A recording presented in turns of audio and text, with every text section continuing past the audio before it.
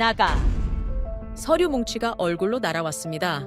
이혼 합의서였어요. 시어머니가 소리쳤습니다. 10년 동안 밥 차려준 게 유세니? 애도 못 낳아서 대 끊어놓을 뻔한 걸. 걷어준 것만 해도 담지덕지해야지. 내가 며느리 노릇을 하긴 했니? 남편은 창밖만 바라봤어요. 아내가 모욕당하는데 한마디도 안 했습니다. 위자료 3천이면 됐잖아. 내 아버지 리어카 대신 트럭이나 사드려.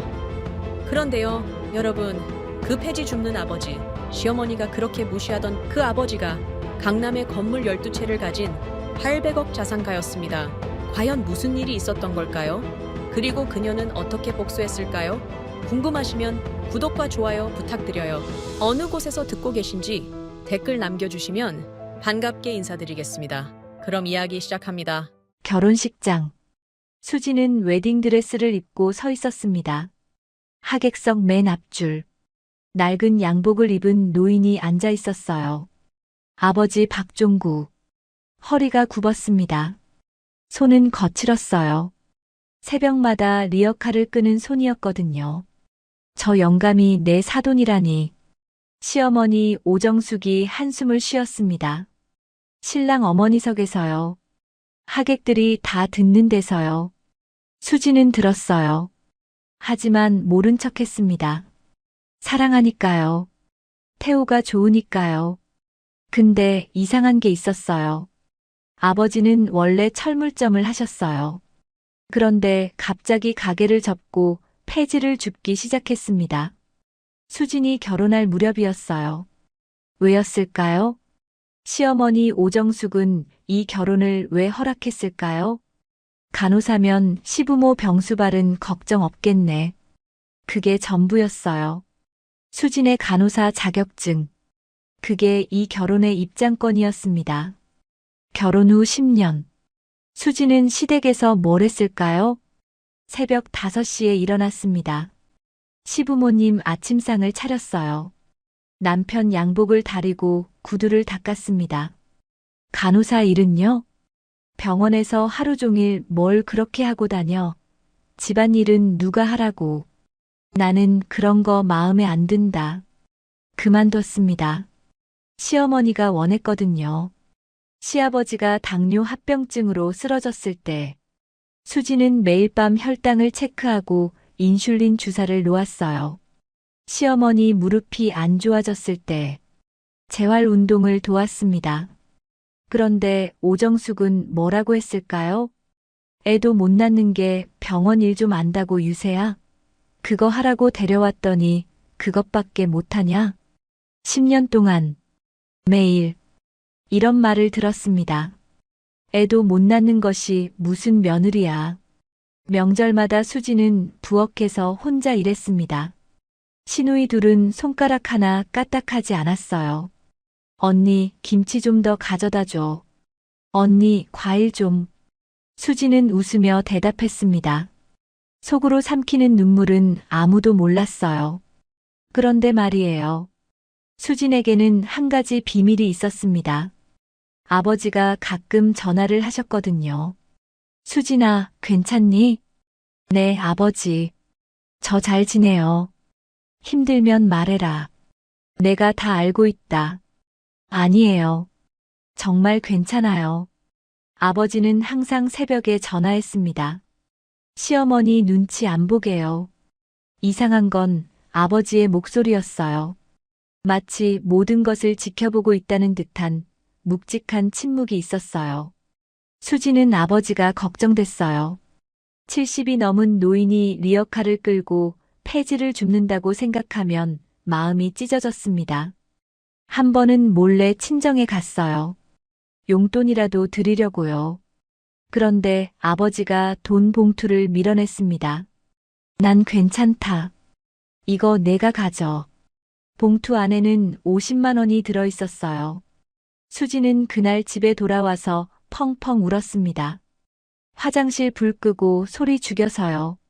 그런데 이상하지 않나요? 폐지 주어서 50만 원을 그렇게 쉽게 줄 수 있을까요? 결혼 10년 차 되던 해, 태호가 회사를 나와서 독립했습니다.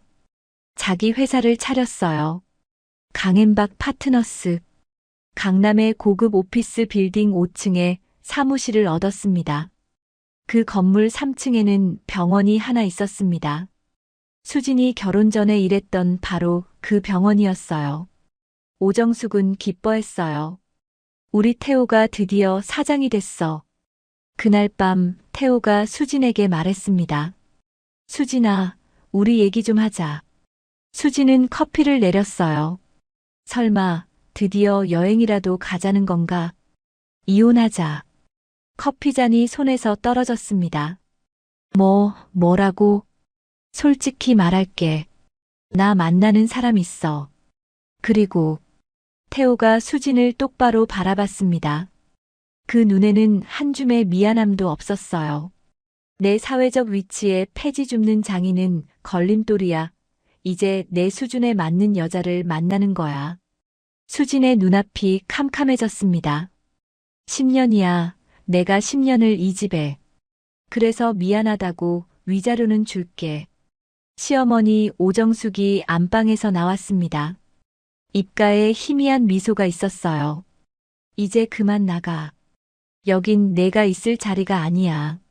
수진은 오정숙을 바라봤습니다. 어머니, 저 10년 동안. 10년? 10년 동안 밥이나 해줬지. 뭘 했어?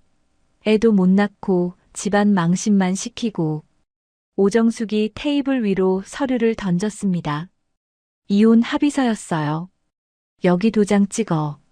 위자료 3천만 원이면 내 아버지 리어카 대신 트럭이라도 한 대 사드리겠네.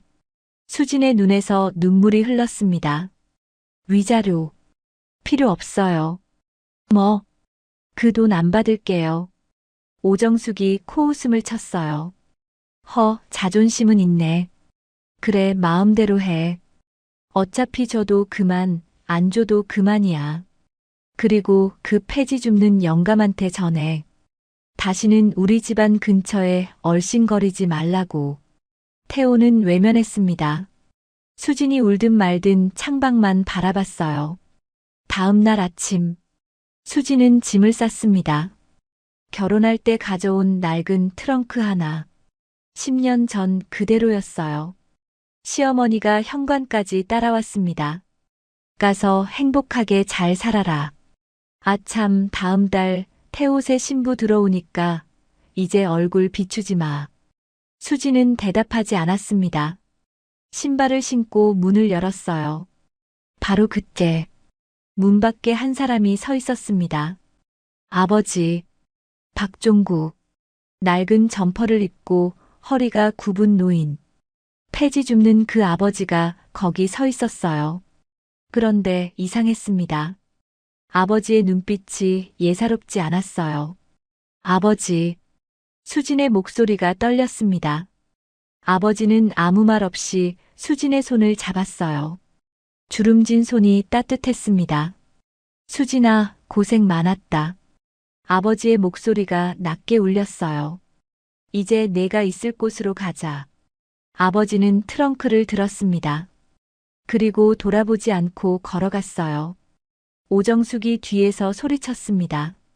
저 영감 좀 봐. 폐지나 줍던 주제에 당당하기는.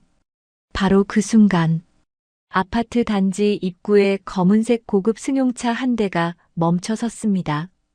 기사가 내려서 뒷문을 열었어요. 아버지가 낡은 장갑을 천천히 벗었습니다. 그리고 수진의 짐을 트렁크에 실었어요. 타거라. 오정숙의 입이 벌어졌습니다. 태호가 창문으로 고개를 내밀었어요. 아버지는 뒤돌아보지 않았습니다. 수진도 뒤돌아보지 않았어요. 검은 승용차가 천천히 단지를 빠져나갔습니다. 여러분, 폐지 줍는 아버지, 10년 동안 무시당한 딸, 이게 끝일까요? 아닙니다. 그 검은 승용차, 그리고 아버지가 10년 동안 지켜본 것들, 과연 아버지의 비밀은 무엇일까요? 검은 승용차가 멈춘 곳, 강남이 아니었습니다. 수지는 창밖을 바라봤어요. 낡은 빌라 골목이었습니다. 아버지가 사시던 그 동네. 아버지, 여기.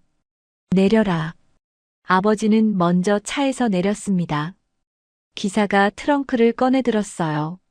수지는 멍하니 주변을 둘러봤습니다. 분명 고급 승용차를 타고 왔는데 도착한 곳은 허름한 골목이었거든요. 저 차는 빌린 거다. 아버지가 짧게 대답했습니다. 친구 차야. 오늘 하루만. 아버지가 혀를 찼어요. 그 친구가 기사까지 딸려보냈네. 성가시게. 수지는 고개를 끄덕였어요. 그렇구나. 아버지가 부자일 리 없지. 폐지 줍는 아버지인데. 하지만 이상한 건 있었습니다. 기사는 분명 아버지에게 고개를 숙였거든요. 그냥 친구 차를 빌린 것 치고는 너무 공손했어요. 아버지의 집, 반지하 원룸이었습니다. 곰팡이 냄새가 났어요. 창문은 반쯤 땅에 묻혀 있었고 햇빛은 거의 들어오지 않았습니다. 수진의 눈에서 눈물이 흘렀습니다. 10년 동안 딸은 시댁에서 종노릇을 했고 아버지는 반지하에서 폐지를 주우셨구나. 아버지, 죄송해요. 뭐가? 제가 더 자주 왔어야 하는데. 아버지가 수진의 머리를 쓰다듬었습니다. 주름진 손이었어요. 수진아. 네, 아버지. 내일 구청 가자. 구청이요? 이혼 신고. 수진의 가슴이 철렁 내려앉았습니다. 그래요. 이혼. 아직 끝난 게 아니었어요. 다음 날 아침. 수진은 잠을 거의 못 잤습니다. 낯선 반지하 천장을 밤새 바라봤어요. 새벽 5시. 아버지가 먼저 일어났습니다. 아버지, 어디 가세요? 폐지. 제가 같이. 아니다. 더 자라. 아버지는 낡은 점퍼를 입고 나갔습니다. 리어카 끄는 소리가 멀어져 갔어요. 수지는 창문 틈으로 아버지의 뒷모습을 봤습니다. 허리가 굽은 노인. 새벽 어둠 속으로 사라지는 아버지. 눈물이 또 흘렀어요. 오전 10시. 구청 앞. 수지는 이혼 서류를 들고 있었습니다. 아버지가 옆에 서 있었어요. 들어가자. 구청 민원실. 번호표를 뽑고 기다렸습니다. 그런데 바로 그때. 어머, 언니. 익숙한 목소리였어요. 수진이 고개를 돌렸습니다. 신우이. 강태호의 여동생 강미연이었습니다. 미연이 비열하게 웃었습니다. 오빠가 빨리 끝내래서 내가 확인하러 온 거예요. 서류 제대로 썼어요? 수지는 아무 말도 하지 못했습니다. 확인하러 왔다고? 마치 짐 치우듯이? 아, 그리고요. 미연이 수진의 아버지를 훑어봤습니다. 위아래로. 경멸하는 눈빛이었어요. 어르신, 폐지 리어카 어디 세워뒀어요? 구청 앞에 그런 거 세워두면 민원 들어와요. 바닥 더러워지게. 하여튼 없는 것들은 티를 내요. 아버지는 대답하지 않았습니다. 그냥 조용히 서 있었어요. 어머, 말씀도 못하시나? 아, 맞다, 치매 오신 거 아니에요? 수진의 손이 떨렸습니다. 참을 수가 없었어요. 그만해요. 뭐, 내가 뭘 어쨌다고. 사실을 말했을 뿐인데. 미연이 코웃음을 쳤습니다. 언니, 솔직히 말할게요. 우리 집안에서 언니 10년 동안 봐준 것만 해도 감사해야 해요. 폐지 줍는 집안 딸을 며느리로 들여줬잖아. 아, 그리고 이거. 미연이 봉투 하나를 꺼냈어요. 위자료 3천만 원. 엄마가 갖다 주라고 했어요. 원래 1,000만 원 주자고 했는데 엄마가 인심 썼네. 수진의 얼굴이 창백해졌습니다. 바로 그때 아버지가 한 발짝 앞으로 나섰습니다. 아가씨. 아버지의 목소리는 낮고 차분했어요. 하지만 그 안에 묘한 위험이 있었습니다. 뭐예요? 미연이 당황했어요. 아까까지 말 못하는 노인인 줄 알았으니까요. 이혼은 내 딸이 하는 거지. 당신네가 시키는 게 아니야. 뭐라고요? 그리고 그 돈 필요 없어. 아버지가 미연 손에 들린 봉투를 도로 밀어냈습니다. 가져가. 내 딸한테 돈 한 푼 줄 필요 없다고 전해. 미연의 눈이 휘둥그레졌습니다. 뭐예요? 돈 싫다고요? 미연이 어이없다는 듯 웃었어요. 하긴 폐지 줍는 집안이니까 자존심이라도 세워야겠네. 수진도 놀랐어요. 아버지. 아버지가 수진의 손을 잡았습니다. 도장 찍어라. 그리고 끝내자. 이혼 신고는 30분 만에 끝났습니다. 수진은 구청을 나서면서 멍했어요. 10년. 10년 결혼 생활이 종이 한 장으로 끝났습니다. 아버지. 그 돈. 폐지 주어서 모은 거예요? 아버지는 대답하지 않았습니다. 그냥 걸었어요. 아버지. 수진이 아버지의 팔을 잡았습니다. 솔직히 말해주세요. 아버지, 도대체. 바로 그 순간 아버지의 휴대폰이 울렸습니다. 낡은 폴더폰이었어요. 여보세요. 아버지의 표정이 굳어졌습니다. 알았다. 지금 간다. 전화를 끊은 아버지가 수진을 바라봤어요. 그 눈빛이 갑자기 무거워졌습니다. 수진아. 네. 아버지가 해줄 얘기가 있다. 아버지가 수진의 손을 꼭 잡았습니다. 주름진 손. 그런데 그 손에서 이상한 온기가 느껴졌어요. 오늘 저녁에 얘기하자. 내가 지금 갈 데가 있어. 어디요? 아버지는 대답하지 않았습니다. 그냥 택시를 잡았어요. 집에 가 있어라. 택시가 사라졌습니다. 수진은 혼자 남았어요. 구청 앞. 손에는 이혼 확인서가 들려 있었습니다. 10년 전 그녀는 이 손에 청첩장을 들고 있었어요. 지금은 이혼 확인서. 바람이 불었습니다. 서류가 펄럭였어요. 그날 저녁. 수진은 아버지의 반지하 원룸에서 기다렸습니다. 해가 지고 어둠이 내렸어요. 8시, 9시, 10시. 아버지는 오지 않았습니다. 11시. 문이 열렸어요. 아버지. 수진이 뛰어갔습니다. 그런데 아버지의 얼굴이 창백했어요. 입술이 파랗게 질려 있었습니다. 아버지, 왜 그래요? 어디 아파요? 아버지가 비틀거렸어요. 수진이 부축했습니다. 병원. 갔다 왔다. 병원이요? 왜요? 아버지가 수진을 바라봤습니다. 그 눈에 눈물이 고여 있었어요. 폐지 줍는 아버지. 10년 동안 강인했던 아버지. 그 아버지의 눈에 눈물이. 수진아. 내 아버지. 내가. 미안하다. 아버지가 품에서 서류 봉투를 꺼냈습니다. 병원 검사 결과지였어요. 수진의 손이 떨렸습니다. 봉투를 열었어요.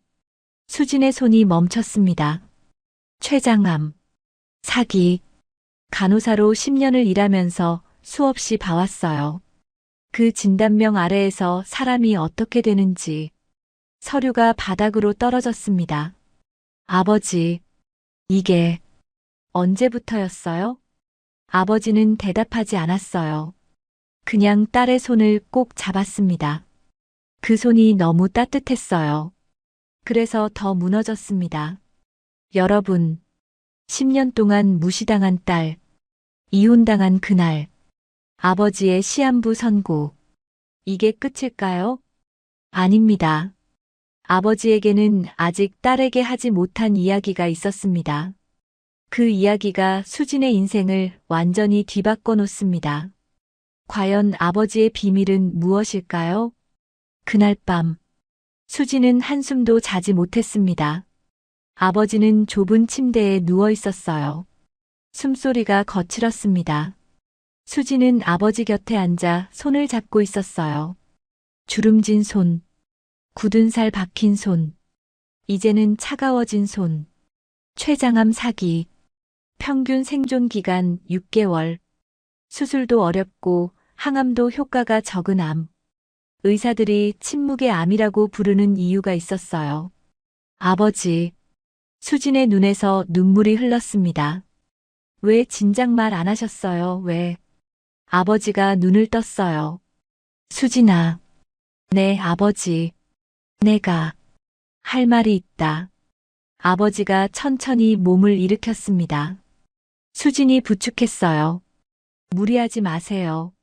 내일 얘기해도. 아니다. 오늘 해야 해. 아버지의 목소리가 단호했습니다. 아버지가 낡은 옷장을 열었습니다. 그 안에서 서류 봉투 하나를 꺼냈어요. 이게 뭐예요? 열어봐라. 수진이 봉투를 열었습니다. 서류가 한 뭉텅이 들어 있었어요. 부동산 등기부등본. 1장, 2장, 3장. 수진의 손이 멈췄습니다. 아버지, 이게. 다 봐라. 수진이 서류를 넘겼어요. 강남구 역삼동 빌딩. 서초구 서초동 빌딩. 송파구 잠실동 상가. 마포구 합정동 건물. 1장, 2장, 3장, 12장. 아버지. 수진의 목소리가 떨렸습니다. 이게 다 뭐예요? 아버지가 조용히 대답했어요. 내 거다. 네. 다 내 건물이야. 수진의 머릿속이 하얘졌습니다. 아버지가 철물점 할 때 말이다. 아버지가 천천히 말했어요. 그때 번 돈으로 작은 상가 하나 샀어. 1980년대였지. 수진은 멍하니 듣고 있었습니다. 그게 재개발되면서 값이 올랐어. 그 돈으로 또 샀고 또 올랐고. 아버지가 서류를 가리켰어요. 30년 동안 그렇게 모았다. 부동산이 오를 때마다 조금씩. 그런데 왜? 수진이 물었습니다. 왜 폐지를 주우셨어요? 왜 반지하에서 사셨어요? 아버지가 수진을 바라봤어요. 그 눈에 깊은 슬픔이 있었습니다. 사위 때문이다. 태호 씨요? 그래, 그 자식. 아버지의 목소리가 낮아졌어요. 내가 결혼할 때 그 자식 뒷조사를 했어. 뒷조사요? 사업한다는 게 어떤 건지 알잖아. 사람 보는 눈이 생겨. 아버지가 한숨을 쉬었습니다.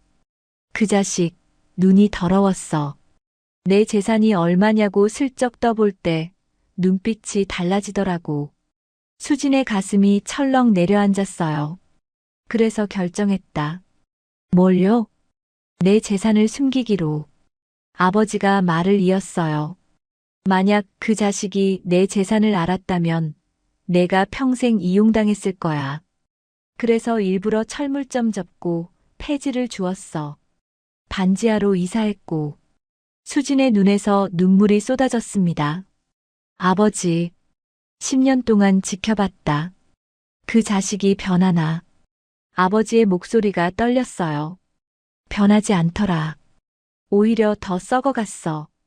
아버지가 수진의 손을 잡았습니다. 수진아, 내가 10년 동안 왜 참았는지 아냐? 내가 그 집을 떠나길 기다렸어, 내 스스로. 아버지의 눈에 눈물이 고였어요. 근데 넌 안 떠나더라.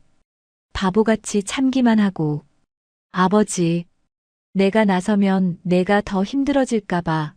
그래서 기다렸어. 수진은 아무 말도 할 수 없었습니다. 그저 울기만 했어요. 근데 이제 시간이 없어. 아버지가 서류 봉투 하나를 더 꺼냈습니다.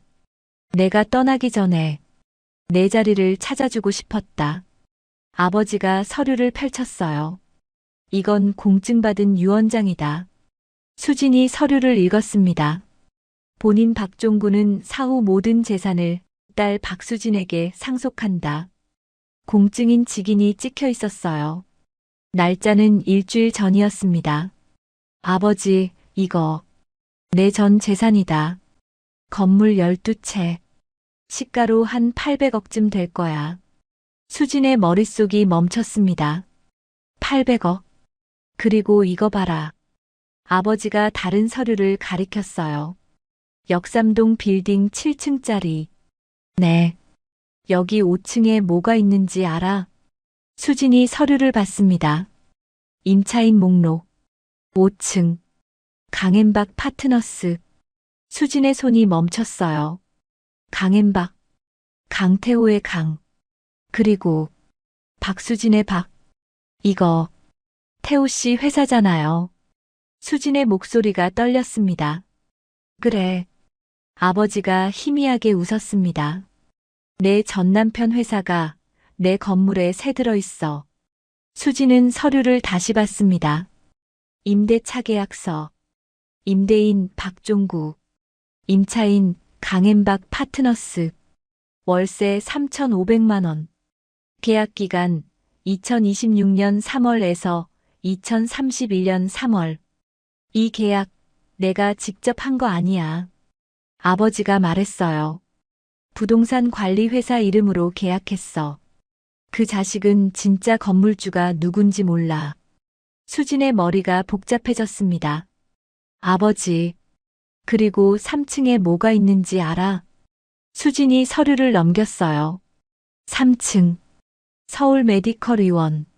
수진의 눈이 커졌습니다. 여기, 제가 일하던 병원이에요. 알아, 내가 결혼하기 전에 일하던 데지. 아버지가 고개를 끄덕였어요. 그래서 이 건물 산 거야. 2010년에. 네. 내가 일하는 건물이니까 내가 지켜주고 싶었어. 수진의 눈에서 또 눈물이 흘렀습니다. 수진아. 아버지가 수진의 손을 꼭 잡았어요. 내가 떠나면 이 건물들 다 내 거야. 아버지, 그런 말씀하지 마세요. 아니, 들어. 아버지의 목소리가 단호했습니다. 내 전남편 회사가 들어있는 그 건물, 내가 원하면 계약 해지할 수 있어. 수진아, 세입자를 보호하는 법이 있어. 아버지가 서류를 펼쳤어요. 근데 건물 주인도 권리가 있지. 건물을 고쳐야 할 때는 세입자한테 나가달라고 할 수 있거든. 그게 합법이에요? 법적으로 6개월 전에 미리 알려주기만 하면 돼. 내가 그 준비를 다 해뒀어.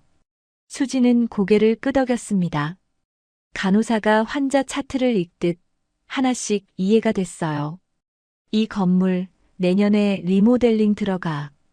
구청에 허가 신청 다 해놨어. 아버지가 서류를 가리켰어요. 서류도 다 갖춰놨고 절차도 밟아놨어, 정당하게. 수지는 놀란 눈으로 아버지를 바라봤습니다.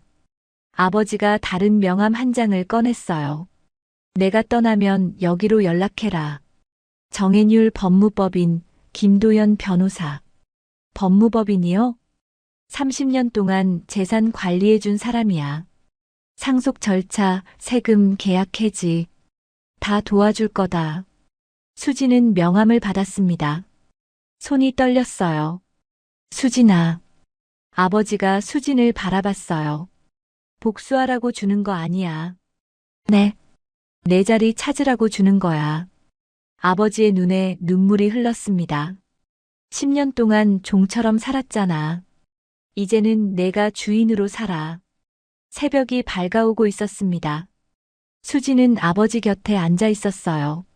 손에는 유언장이 들려 있었습니다. 800억. 건물 12채. 그리고 전남편 회사가 새 들어있는 빌딩. 아버지. 저. 어떻게 해야 할지 모르겠어요. 아버지가 수진의 머리를 쓰다듬었습니다. 천천히 생각해. 시간은 있어. 아버지, 시간이. 내 걱정 마라. 아버지가 희미하게 웃었어요. 나는 이미 다 준비해뒀어. 내가 편하게 살 수 있도록. 수지는 아버지를 꼭 안았습니다. 주름진 얼굴, 마른 어깨. 10년 동안 폐지를 주우며 딸을 지켜본 아버지. 아버지, 사랑해요. 나도. 아버지의 목소리가 떨렸어요. 나도 사랑한다. 내 딸. 여러분. 폐지 줍는 아버지. 그 정체는 강남 건물 12채를 가진 건물주였습니다. 그리고 그 건물 중 하나에 수진의 전 남편 회사가 새 들어 있었어요. 10년 동안 무시당한 며느리. 이제 그녀는 건물주가 됩니다. 과연 수진은 어떤 선택을 할까요? 아버지가 돌아가셨습니다. 유언장을 보여주신 지 열흘 만이었어요. 수진은 아버지 곁을 지켰습니다. 마지막 순간까지. 수진아. 아버지의 마지막 말이었어요. 당당하게 살아라. 내 자리에서. 그리고 아버지는 눈을 감으셨습니다. 평화로운 얼굴이었습니다. 장례는 조용히 치러졌어요. 조문객은 많지 않았습니다. 그런데 이상한 사람들이 왔어요. 양복을 빳빳하게 차려입은 중년 남자들. 고급 승용차를 타고 온 사람들. 고인의 따님이신가요? 네. 저희는 정혜율 법무법인입니다. 고인께서 생전에 의뢰하신 건이 있어서요. 수지는 그제야 알았습니다. 아버지가 얼마나 큰 분이셨는지. 장례가 끝난 후 수지는 정혜율 법무법인을 찾아갔습니다. 강남 한복판의 고층 빌딩. 그 건물 20층 전체가 법무법인이었어요. 박수진 님이시죠? 기다리고 있었습니다. 김도현 변호사. 50대 중반의 단정한 남자였어요. 아버님께서 30년 넘게 저희와 함께 하셨습니다. 30년이요? 내 부동산 취득, 관리, 세무. 모든 걸 저희가 맡았습니다. 김 변호사가 서류 뭉치를 내밀었어요. 이게 상속 재산 목록입니다. 수진이 서류를 펼쳤습니다. 건물 12채, 토지 3필지, 예금 47억, 총 자산 추정가 843억 원. 수진의 손이 떨렸어요. 이게 다 제 거라고요? 내 유언장에 따라 전액 상속입니다. 상속세는 저희가 이미 계산해뒀고요. 김 변호사가 다른 서류를 꺼냈어요. 그리고 아버님께서 특별히 당부하신 게 있습니다. 뭔가요? 역삼동 빌딩 건입니다. 김 변호사가 서류를 펼쳤어요. 이 건물 5층에 강엠박 파트너스라는 회사가 입주해 있습니다. 수진의 표정이 굳어졌어요. 알아요. 제 전 남편 회사예요. 네, 아버님께서 말씀하셨습니다. 김 변호사가 수진을 바라봤어요. 이 회사와의 계약건은 따님께서 직접 결정하시라고요. 강제로 내보내실 수도 있고 그냥 두실 수도 있습니다. 선택은 따님 몫입니다. 수진은 잠시 생각했어요. 계약 해지 가능한 거죠? 네. 아버님께서 리모델링 허가까지 다 받아두셨습니다. 건물 구조 변경을 사유로 명도 요청이 가능합니다. 절차가 어떻게 되나요? 6개월 전 서면 통보하시면 됩니다. 저희가 모든 서류 준비해드리겠습니다. 수지는 창밖을 바라봤어요. 강남의 빌딩 숲이 보였습니다. 변호사님. 네. 그 통보서. 제가 직접 전달해도 되나요? 김 변호사가 고개를 끄덕였어요. 물론입니다. 그것도 따님의 선택이니까요. 일주일 후, 수지는 거울 앞에 섰습니다. 10년 만에 정장을 입었어요. 결혼 전에 입던 옷이었습니다. 간호사 시절 학회에 갈 때 입었던 검은 투피스. 사이즈가 맞았어요. 10년 동안 시댁에서 밥을 굶다시피 했으니까요. 수지는 서류 가방을 들었습니다. 그 안에는 임대차 계약 해지 통보서가 들어있었어요. 역삼동 빌딩. 아버지의 빌딩. 아니, 이제는 수진의 빌딩. 5층. 강엠박 파트너스. 문을 열고 들어갔습니다. 어서 오세요. 무슨 일로? 리셉션 직원이 수진을 올려다봤어요. 그러다 표정이 굳어졌습니다. 어머. 그 직원. 신우이 강미연이었어요. 언니. 미연이 벌떡 일어났습니다. 여기 어떻게 온 거예요? 여긴 오빠 회사인데. 수지는 대답하지 않았어요. 그냥 주위를 둘러봤습니다. 넓은 사무실, 직원 20명 정도, 꽤 잘 나가는 회사 같았어요. 야, 박수진, 대답 안 해? 미연이 소리쳤어요. 위자료 돌려준다고 끝난 줄 알아? 염치도 없이 여길 왜 와? 바로 그때 문이 열렸습니다. 뭐야, 무슨 소리? 강태호, 전 남편이 나왔어요. 그리고 그 옆에 젊은 여자가 서 있었습니다. 오빠, 저 여자가 갑자기 미연이 말했어요. 태호가 수진을 봤습니다. 표정이 굳어졌어요. 수진이, 너 여기 왜? 오랜만이에요. 수진이 조용히 말했습니다. 사장실에서 얘기할까요? 중요한 건이 있어서요. 태호의 눈이 흔들렸어요. 옆에 있던 젊은 여자가 태호의 팔을 잡았습니다. 오빠, 이 여자 누구야? 아, 그게 전 부인이에요. 수진이 대답했어요. 10년 살다가 버림받은 사장실. 태호가 소파에 앉았습니다. 수진은 맞은편에 앉았어요. 대체 무슨 일이야? 돈 더 달라고? 태호가 비아냥거렸어요. 그 폐지 줍는 영감이 갑자기 3천 던지던데 어디서 구한 거야? 대출? 수진은 대답하지 않았습니다. 그냥 서류 가방을 열었어요. 이거 보세요. 수진이 서류를 테이블 위에 올려놓았습니다. 임대차 계약 해지 통보서. 태호가 서류를 집어들었어요. 뭐야 이게? 읽기 시작했습니다. 임대인 박수진. 임차인 강엠박 파트너스. 상기 임차인에게 건물 리모델링에 따른 임대차 계약 해지를 통보합니다. 명도 기한 통보일로부터 6개월. 태호의 얼굴이 하얘졌어요. 이게 무슨... 당신 회사가 들어선 그 건물 주인이 누구인지 아세요? 수진이 조용히 말했습니다. 태호가 수진을 바라봤어요. 눈이 떨리고 있었습니다.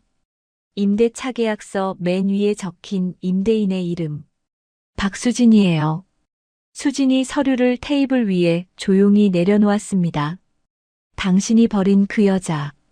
여러분, 폐지 줍는 아버지의 딸. 10년 동안 종처럼 살았던 며느리. 이제 그녀는 건물주가 되어 돌아왔습니다. 전 남편 회사 앞에서 당당하게. 과연 태호는 어떻게 반응할까요? 그리고 시어머니 오정숙은 사장실이 얼어붙었습니다. 태호는 서류를 들고 멍하니 앉아 있었어요. 손이 떨리고 있었습니다. 이게 말이 돼? 태호가 서류를 다시 봤어요. 임대인 박수진. 임차인 강엠박 파트너스. 명도 기한 6개월. 내 이름이 왜 여기? 제가 이 건물 주인이니까요. 수진이 조용히 대답했습니다.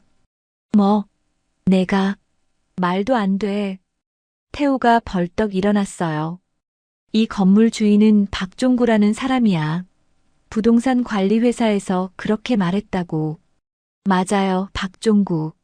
수진이 고개를 끄덕였어요. 우리 아버지 성함이에요. 태호의 눈이 휘둥그레졌습니다. 뭐? 폐지 줍던 그 영감 당신이 그렇게 불렀죠? 수진의 목소리는 차분했어요. 그분이 이 건물 주인이었어요. 그리고 돌아가시면서 저한테 물려주셨고요. 거짓말. 태호가 소리쳤어요. 그 폐지 줍는 영감이 이 건물 주인이라고 말이 되는 소리를 해. 믿든 말든 상관없어요.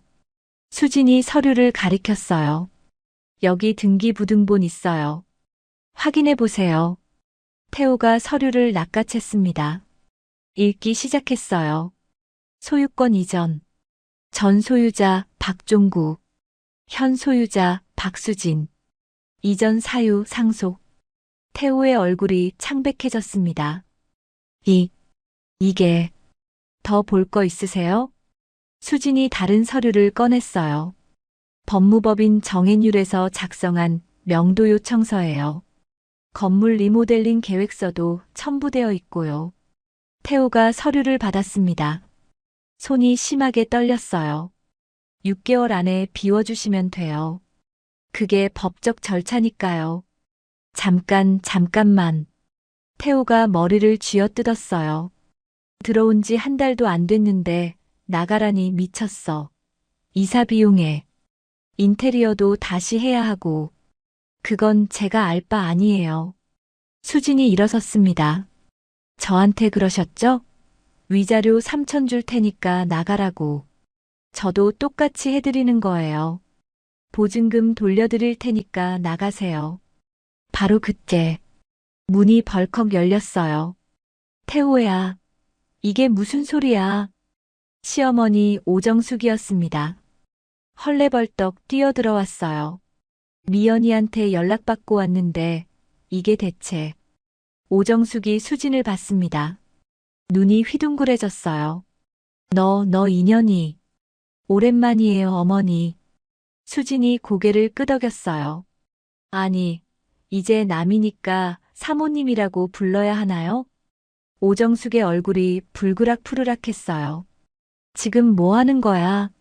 이혼한 주제에 왜 태호 회사에 와서 행패야? 행패 아니에요. 수진이 서류를 들어보였어요. 정당한 법적 절차예요. 제 건물이니까 비워달라는 거죠. 뭐, 내 건물? 오정숙이 비웃었어요. 폐지 줍는 집안딸이 무슨 건물이야. 사기치지 마. 수진은 대답하지 않았어요. 그냥 등기부등본을 오정숙 앞에 내밀었습니다. 오정숙이 서류를 읽었어요. 읽다가 표정이 굳어졌습니다. 이게 아버지가 물려주셨어요. 수진이 말했어요. 폐지 줍던 그 영감이요. 오정숙의 입이 벌어졌습니다. 다치지 않았어요. 그 영감이. 이 건물. 네, 이 건물 말고도 11채 더 있어요. 수진이 담담하게 말했어요. 총 12채. 시가로 800억 정도 된대요. 오정숙의 다리가 풀렸습니다. 소파에 털썩 주저앉았어요. 800억? 네. 수진이 오정숙을 내려다봤어요. 그 영감한테 다시는 얼씬거리지 말라고 하셨죠? 리어카 대신 트럭이나 사들이라고도 하셨고요. 오정숙의 얼굴이 하얘졌습니다. 그때 위자료 3천만 원 던지셨잖아요. 기억나세요?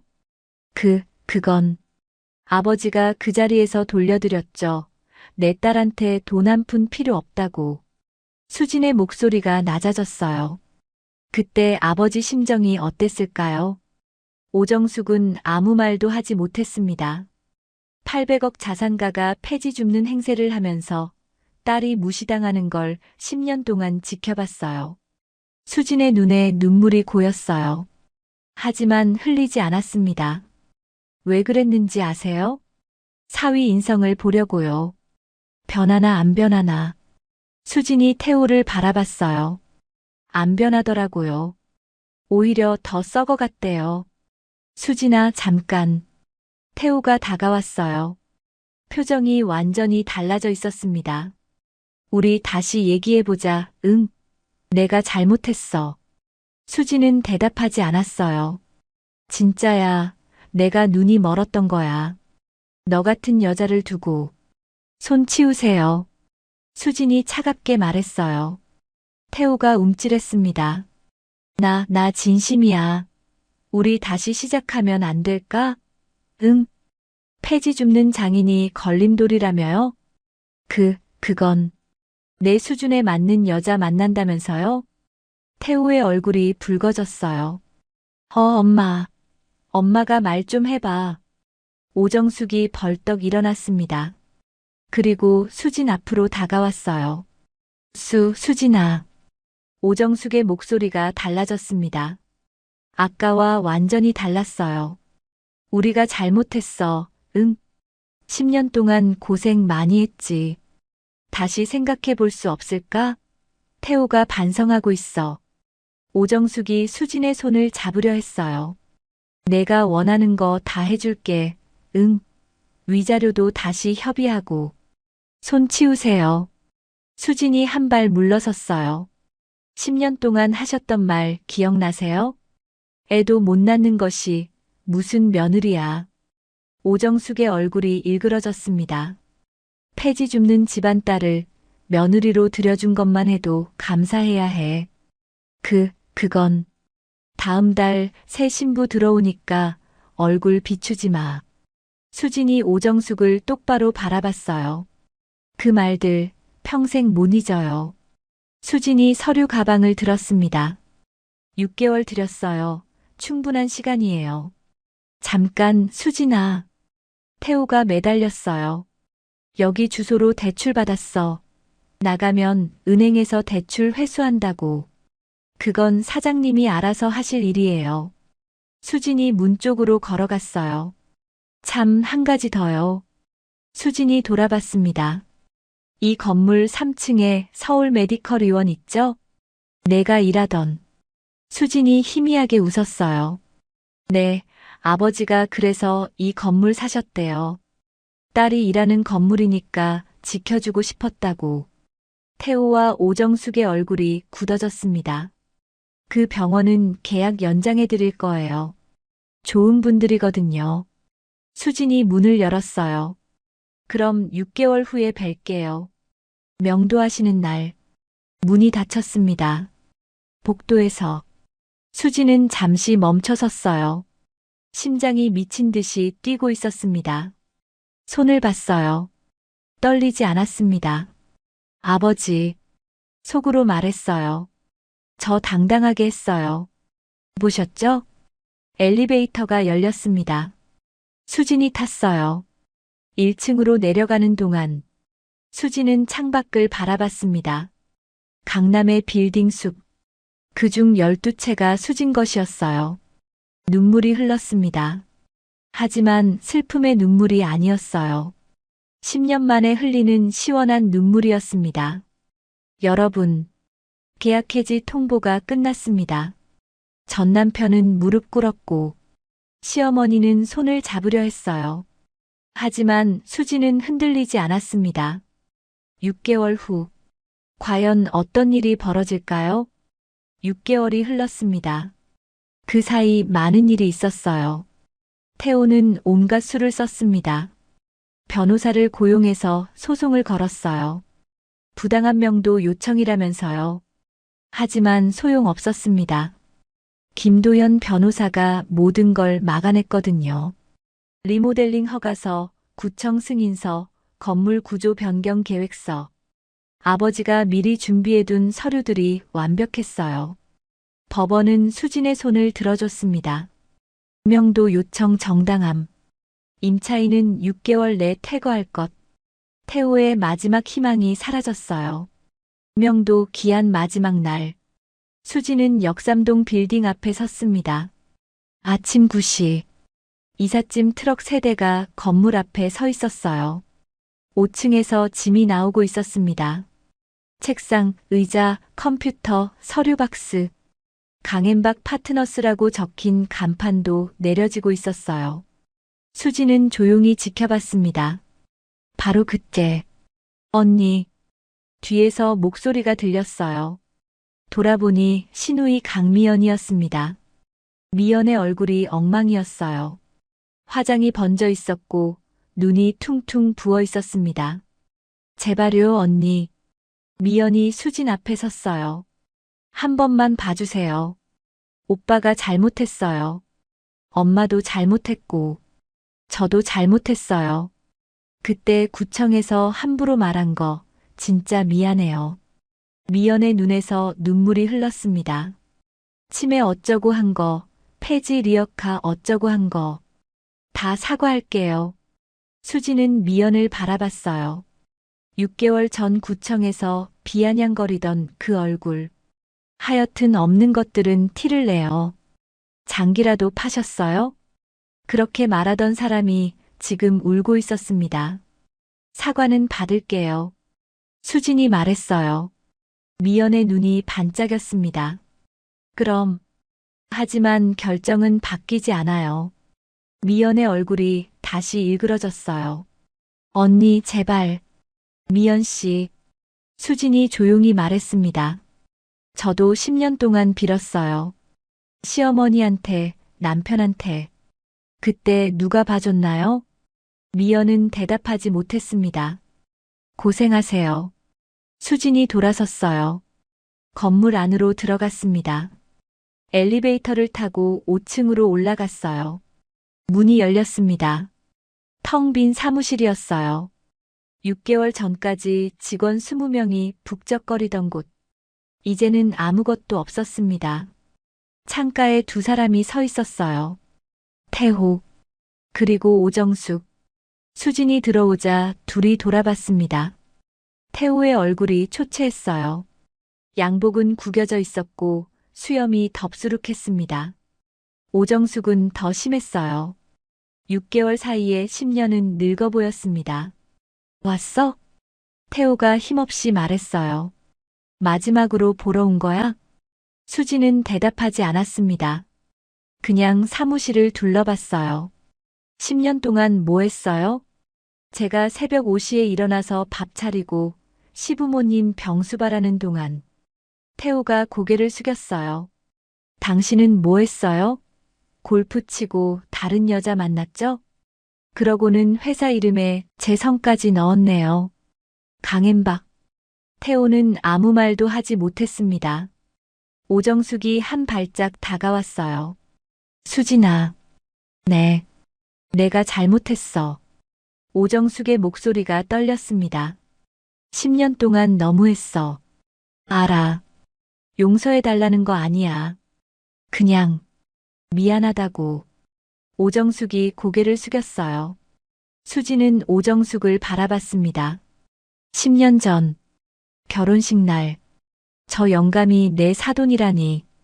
첫날부터 그랬어요. 며느리가 병원에서 뭐라고 다녀. 꼴 보기 싫어. 애도 못 낳는 것이 무슨 며느리야. 폐지 줍는 집안 딸을 들여준 것만 해도 감사해야 해. 10년 동안 매일 어머니. 수진이 말했어요. 오정숙이 고개를 들었습니다. 무릎 꿇으세요. 뭐? 10년 동안 제가 꿇었잖아요. 명절마다 아침마다. 오정숙의 얼굴이 하얘졌어요. 한 번만 꿇어보세요. 어떤 기분인지. 수진아. 그럼 용서해드릴게요. 사무실이 조용해졌습니다. 오정숙의 다리가 떨렸어요. 입술이 파르르 떨렸습니다. 태호가 끼어들었어요. 야, 수진아. 그건 너무. 닥쳐요. 수진이 차갑게 말했어요. 당신은 말할 자격 없어요. 태호가 움찔했습니다. 수진이 다시 오정숙을 바라봤어요. 선택하세요. 무릎 꿇고 용서받거나 아니면 그냥 가시거나. 오정숙의 눈에서 눈물이 흘렀습니다. 70평생 누구에게도 굽히지 않았던 사람. 며느리를 종처럼 부리던 사람. 그 사람의 무릎이 천천히 꺾였습니다. 털썩. 오정숙이 바닥에 무릎을 꿇었어요. 미안하다. 수진아. 오정숙이 울었습니다. 소리내어 울었어요. 수진은 그 모습을 내려다봤습니다. 일어나세요. 수진이 말했어요. 오정숙이 고개를 들었습니다. 눈물 범벅이었어요. 용서해드릴게요. 수진아. 하지만 다시는 보고 싶지 않아요. 수진이 돌아섰어요. 건물 비워주셔서 감사합니다. 보증금은 바로 입금될 거예요. 수진아, 잠깐. 태호가 다가왔어요. 나한테는 할 말 없어? 수진이 태호를 바라봤습니다. 10년을 함께 산 남자. 그녀의 청춘을 바친 남자. 그리고 그녀를 버린 남자. 없어요. 수진이 말했어요. 당신은 용서고 뭐고 없어요. 그냥 남이에요. 수진아. 안녕히 가세요, 강태호 씨. 수진이 문을 열고 나갔습니다. 건물 밖으로 나왔어요. 봄바람이 불었습니다. 따뜻한 바람이었어요. 수지는 하늘을 올려다봤습니다. 맑은 하늘이었어요. 아버지, 속으로 말했어요. 끝났어요. 다 끝났어요. 주머니에서 뭔가를 꺼냈습니다. 아버지의 폴더폰이었어요. 화면을 켰어요. 배경화면에 사진 한 장이 있었습니다. 하얀 가운을 입고 웃고 있는 젊은 수진. 아버지는 그 사진을 10년 동안 보고 있었던 거예요. 눈물이 흘렀습니다. 오후, 수진은 경기도의 한 공원묘지에 있었습니다. 아버지의 묘소 앞이었어요. 박종구. 묘비에 새겨진 이름. 수진이 묘비 앞에 앉았어요. 아버지, 다 끝났어요. 바람이 불었습니다. 나무들이 살랑거렸어요. 그 사람들 다 내보냈어요. 아버지가 시킨 대로 했어요. 품위 있게. 수진이 묘비를 쓰다듬었어요. 근데 아버지, 저 이제 어떻게 살아요? 눈물이 흘렀습니다. 10년 동안 종처럼 살다가 갑자기 800억이 생겼는데 수진이 웃었어요. 울면서 웃었습니다. 아버지가 안 계시잖아요. 저 혼자 어떡해요. 바람이 또 불었어요. 따뜻한 바람. 마치 아버지가 머리를 쓰다듬어 주는 것 같았습니다. 수진아, 당당하게 살아라.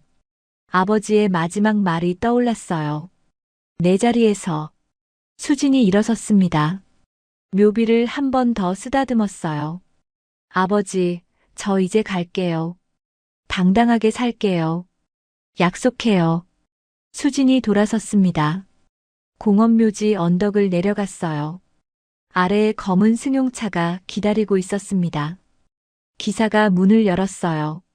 사장님, 다음 일정 말씀드릴까요? 네. 오후 3시에 서울 메디컬 의원 원장님과 미팅 있으십니다. 계약 연장건이요. 수진이 고개를 끄덕였어요. 그리고 정혜율 법무법인에서 연락 왔는데요. 역삼동 빌딩 리모델링 설계 최종 확인하셔야 한대요. 알겠어요. 수진이 차에 올랐습니다. 창밖으로 공원묘지가 보였어요. 아버지의 묘소가 멀어져 갔습니다. 아버지, 수진이 작게 말했어요. 사랑해요. 차가 출발했습니다.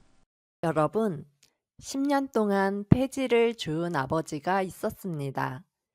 딸이 무시당하는 걸 알면서도 참았어요. 딸이 스스로 나오길 기다렸습니다. 그 마음이 얼마나 아팠을까요? 수진이는 오늘에야 알게 됐습니다. 아버지의 낡은 폴더폰 배경화면에 담겨있던 그 사진. 10년 전 하얀 가운을 입고 웃던 자신의 얼굴. 아버지는 그 사진을 매일 봤겠죠. 딸이 언제쯤 돌아올까 하면서요. 혹시 지금 주변에서 묵묵히 기다려주는 사람이 있으신가요? 말없이 응원해주는 사람이요. 그 사람한테 오늘 연락해 보세요. 늦지 않았습니다. 끝까지 함께 해주셔서 감사합니다. 우리는 또 단짝처럼 다음 이야기에서 만날게요. 지금까지 사연 단짝이었습니다. 초롱아, 우리 애들 나 사랑하는 거 맞지? 그냥 물어본 거였습니다. 혼잣말처럼 대답을 기대하지 않고. 그런데 그 순간 이 집에서 당신을 진심으로 사랑하는 사람은 없는 것 같아요. 뭐라고? 녹음된 대화를 분석한 결과예요. 들어보시겠어요? 그래, 틀어봐. 자녀들의 목소리가 흘러나왔습니다. 엄마 언제 요양원 가시려나? 지금 집값 좋을 때 정리해야 할 텐데. 순덕의 눈이 흔들렸습니다. 이게 어떻게 된 일일까요? 무슨 사연이 있는 건지 궁금하시다면 구독과 좋아요 부탁드려요. 어느 곳에서 듣고 계신지 댓글 남겨주시면 반갑게 인사드리겠습니다. 이건 그날 밤부터 시작된 이야기예요. 호텔 연회장 안은 축하 화환과 팔순 현수막으로 가득했습니다. 강순덕 여사의 팔순을 기념하는 자리, 오랜만에 삼남매가 한자리에 모였죠. 큰아들 박성호는 대기업 계열사 상무 딸 박미영은 강남에서 피부과를 운영하는 원장이에요. 막내 박재민은 중소기업에서 IT 담당 과장으로 일하고 있었습니다. 컴퓨터며 각종 기계 다루는 건 3남매 중 재민이가 제일이었죠. 다만 형과 누나 사이에서 늘 존재감이 작았어요. 순떡 여사는 연분홍 저고리에 남색 치마를 곱게 차려입고 상석에 앉아 계셨어요. 여든 해를 살아온 주름 사이로 자녀들을 바라보는 눈빛이 잔잔했습니다. 오늘만큼은 모두가 화목해 보였으니까요. 선물 증정 시간이 되자 성우가 먼저 나섰어요. 검정 벨벳 케이스를 열어 보이며 어깨를 펴더군요. 묵직한 순금 목걸이가 조명 아래서 번쩍였습니다. 엄마, 이거 순금이야. 요즘 금값이 얼만지 알지? 20돈 넘게 들었어. 우리 엄마 목에 걸려 있으니까 진짜 사모님 같네. 성호의 아내 현주가 옆에서 고개를 끄덕였지만 눈빛은 어딘가 씁쓸해 보였습니다. 미영이 바로 뒤를 이었죠. 오빠, 금은 너무 올드하잖아. 엄마, 이건 파리에서 온 명품 가방이야. 이거 들고 노인정 가면 다른 할머니들 기가 다 죽어. 아무나 못 사는 거야. 하객들 사이에서 감탄 소리가 흘러나왔습니다. 성호와 미영은 서로를 슬쩍 견제하면서도 만족스러운 표정이었죠. 자기들 능력을 과시하기에 이보다 좋은 무대가 또 어디 있겠어요. 재민이 조심스럽게 다가왔습니다. 손에 들린 건 작은 상자 하나와 직접 쓴 손편지뿐이었어요. 엄마, 이거 제 선물이에요. 상자를 열자 동그란 AI 스피커가 나타났습니다. 요즘 집집마다 하나쯤 있다는 그 기계였죠. AI 스피커예요. 이름은 초롱이라고 제가 미리 설정해뒀어요. 엄마가 심심할 때 말동무 해줄 거예요. 순간 성호가 피식 웃었습니다. 재민아, 그게 선물이야?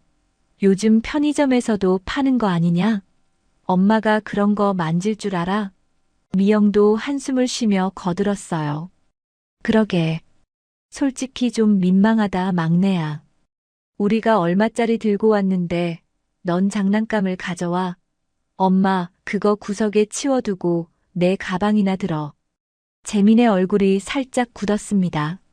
하지만 이내 부드러운 목소리로 대답했죠. 아니야, 누나. 내가 엄마 쓰기 편하게 다 세팅해놨어.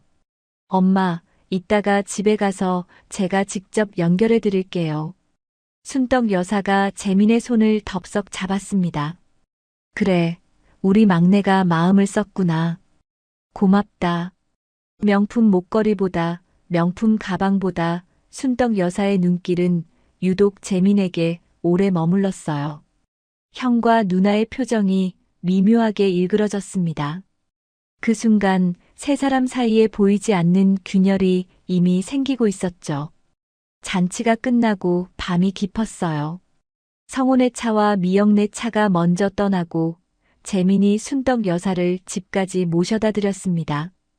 20년 넘게 살아온 다세대 주택 3층, 엘리베이터도 없는 좁은 계단을 재민이 어머니 팔을 부축하며 올랐죠. 엄마, 여기 거실 명당에 초롱이 놓을게요. 콘센트 가깝고 목소리도 잘 들리는 자리야. 재민은 스피커 위치를 이리저리 옮겨보며 고개를 갸웃했습니다. 거실 구석구석을 둘러보더니 어디에 두면 소리가 가장 잘 잡히는지 확인하는 눈빛이었어요. IT 담당답게 꼼꼼한 거겠거니 순떡 여사는 대수롭지 않게 생각했죠. 능숙하게 와이파이를 연결하자 파란 불빛이 깜빡이더니 부드러운 여자 목소리가 흘러나왔어요. 안녕하세요, 순덕님. 저는 초롱이에요. 무엇이든 물어보세요. 순떡 여사의 얼굴에 신기한 표정이 번졌습니다. 어머, 내 이름을 어떻게 알지? 제가 미리 설정해뒀어요, 엄마. 심심할 때 초롱아 하고 부르면 돼요. 뉴스도 읽어주고 날씨도 알려주고 음악도 틀어줘요. 재민이 잠시 머뭇거리더니 조심스럽게 덧붙였습니다. 그리고 엄마, 혹시 넘어지시거나 무슨 일 생기면 제가 확인할 수 있게 대화 기록 기능도 켜놨어요. 요즘 어르신들 혼자 계시다가 사고 나는 경우가 많잖아요. 걱정돼서요. 에이, 내가 뭐 그렇게까지. 엄마, 제발요.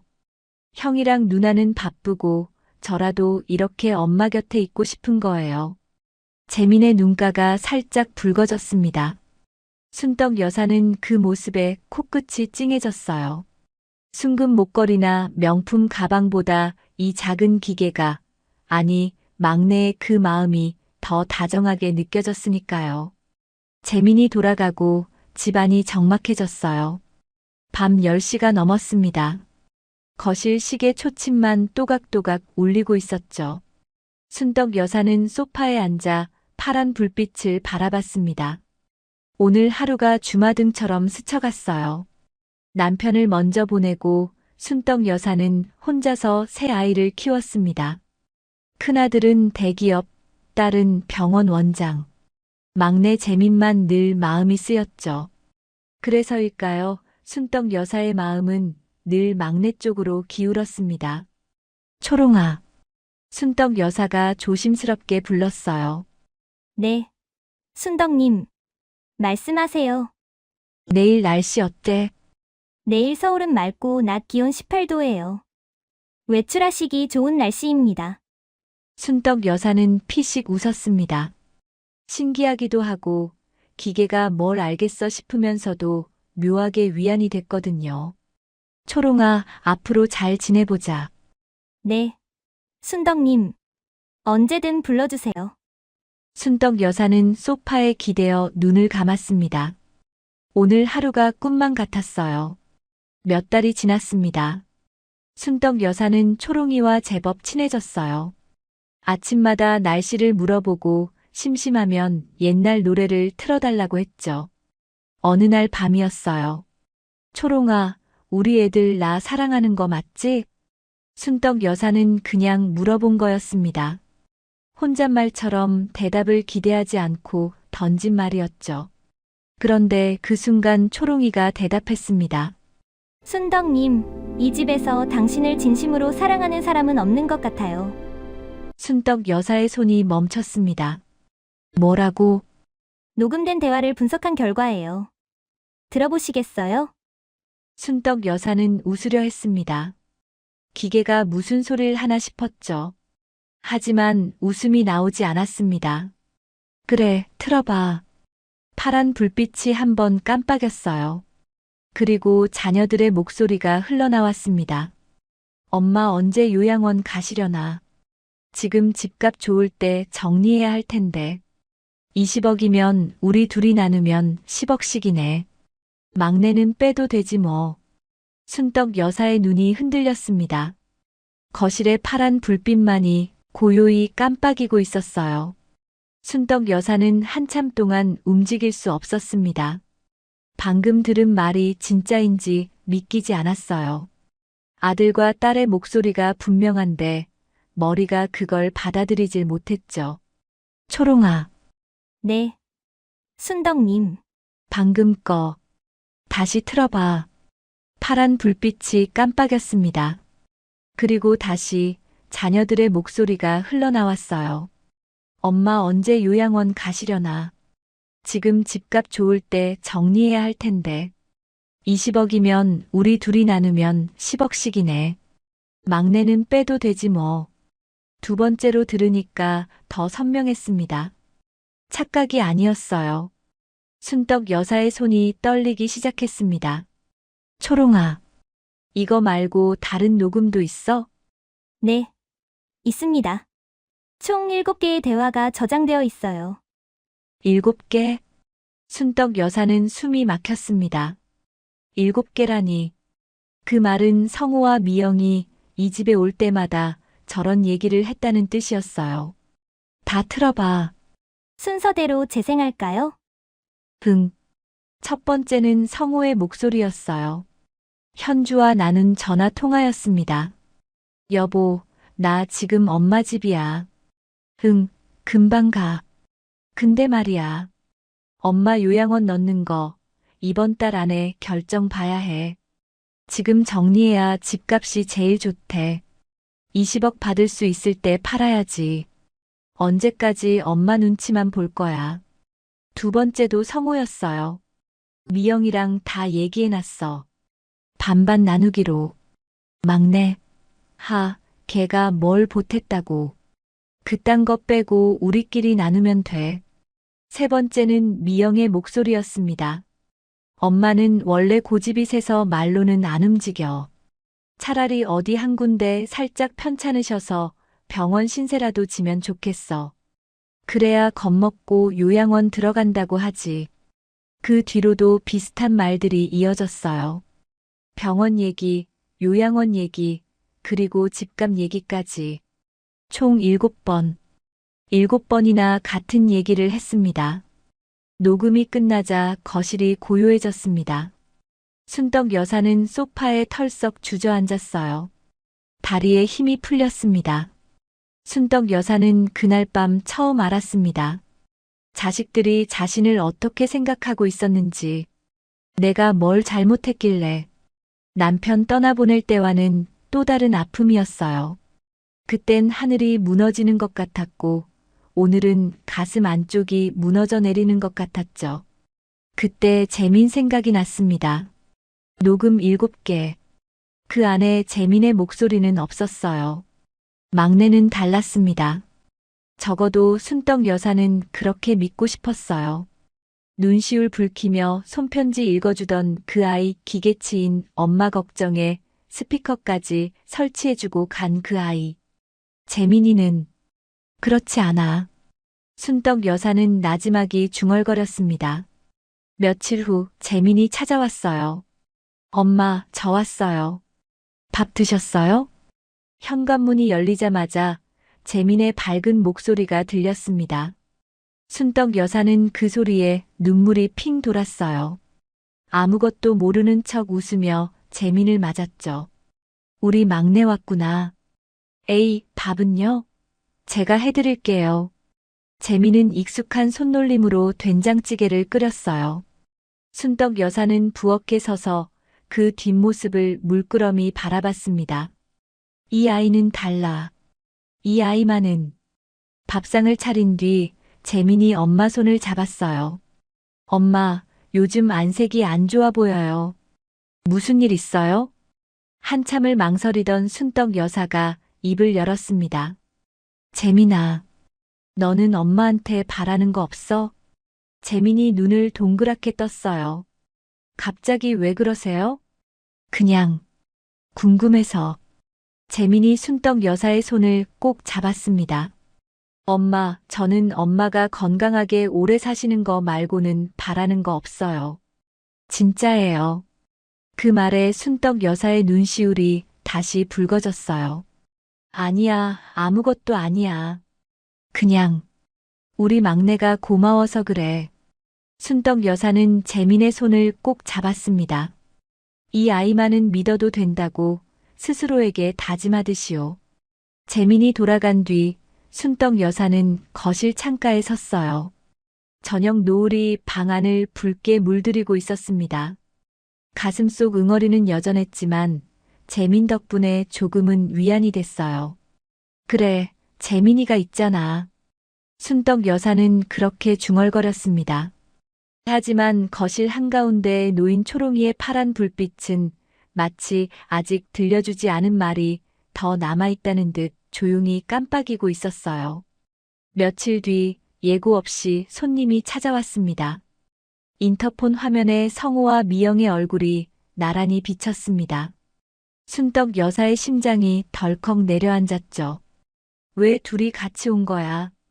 문을 열자 성호가 먼저 들어왔어요. 손에는 깔끔하게 재본된 책자가 들려 있었습니다. 엄마, 우리 잠깐 얘기 좀 하자. 미영도 뒤따라 들어오며 거실을 둘러봤어요. 시선이 초롱이에게 잠깐 머물렀다가 돌아갔습니다. 엄마, 여기 앉아봐. 성호가 소파를 가리켰어요. 마치 자기 집인 것처럼요. 순덕 여사는 조심스럽게 앉았습니다. 성우가 책자를 펼쳐 보였어요. 엄마, 이거 봐. 실버타운 해피빌 팸플릿이야. 시설 진짜 좋아. 24시간 간호사 상주하고 식사도 다 나오고. 요즘 어르신들 다 여기서 사셔. 혼자 계시는 것보다 훨씬 안전해. 미영이 옆에서 거들었습니다. 순덕 여사는 팸플릿을 내려다봤어요. 환하게 웃는 노인들 사진, 깨끗한 1인실, 정원 산책로. 겉으로는 그럴싸했죠. 하지만 순덕 여사는 알고 있었습니다. 이게 무슨 뜻인지. 내가 왜 거기를 가? 순덕 여사가 낮은 목소리로 말했어요. 엄마, 왜 이러셔? 여기 혼자 계시다 무슨 일 나면 어떡해? 우리가 걱정돼서 그래. 걱정? 걱정이 아니라 이 집이 탐나는 거 아니야? 순간 거실이 얼어붙었습니다. 성호의 표정이 굳었어요. 미영이 눈을 크게 떴죠. 순덕 여사는 그 반응을 놓치지 않았습니다. 엄마, 갑자기 무슨 말씀을? 20억이라며. 재개발 확정되면 20억. 둘이 나누면 10억씩이라고 했잖아. 성호의 얼굴이 하얗게 질렸어요. 엄마, 그게 어디서? 막내는 빼도 된다며? 돈 한 푼 안 보태는 애한테 뭘 얘기하냐고 했지? 미영이 벌떡 일어났습니다. 시선이 초롱이에게 꽂혔어요. 이거야? 이 기계가 녹음한 거야? 미영이 초롱이를 향해 다가갔습니다. 순덕 여사가 막아섰어요. 손대지 마. 엄마, 이게 지금 뭐 하는 짓이야? 자식들 대화를 몰래 녹음해? 몰래? 니들이 내 집에서 내 뒷담화를 한 거잖아. 성호가 한숨을 내쉬며 끼어들었습니다. 엄마, 우리가 언제 그런 뜻으로 말했어. 다 엄마 걱정돼서 한 얘기지. 이 기계가 이상하게 들은 거야. 이상하게? 네 목소리, 네 웃음소리까지 다 들었어. 뭐가 이상해? 성호의 눈빛이 싸늘하게 변했어요. 엄마, 솔직히 말할게. 엄마 여기서 혼자 사시는 거 우리한테도 부담이야. 만에 하나 쓰러지시면 그 책임 누가 져? 요양원 가시는 게 서로 편해. 서로 편해? 니들 편하자고 날 쫓아내겠다고? 쫓아내는 게 아니라. 됐어. 나가. 순덕 여사가 현관문을 가리켰습니다. 엄마, 나가라고 했어. 그때 현관문이 열렸어요. 재민이었습니다. 퇴근길에 들른 모양이었죠. 형과 누나를 보더니 표정이 굳었어요. 형, 누나, 여기서 뭐해? 재민아, 엄마가 지금 이상해. 저 기계가 우리 대화 녹음해서 엄마한테 들려줬대. 재민의 눈이 커졌습니다. 뭐? 초롱이가? 그래.